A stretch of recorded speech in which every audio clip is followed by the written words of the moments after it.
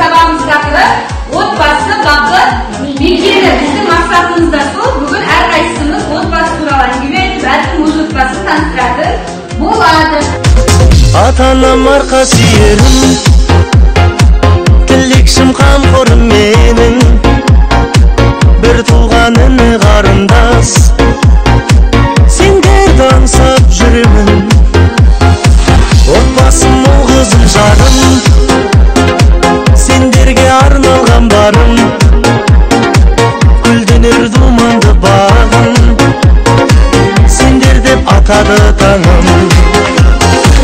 Өз үйім ошағым менің, сарқылмасын үмітпен сенің, киелі туған топыраққа тартады алалық сезім.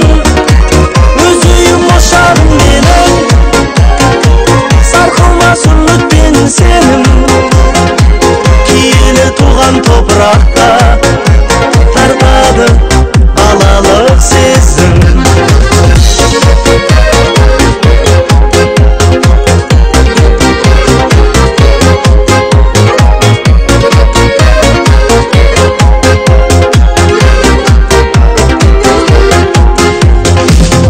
Бесік тербелген үйім, шертесің көңілдің күйін, арманға шақырған ақтан, ақ жауын ақ батасыйын. Тербелген даламның гүлі, ыстық қой шуақты күні,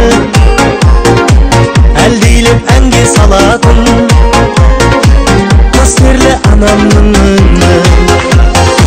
Өз үйім ошағым менің,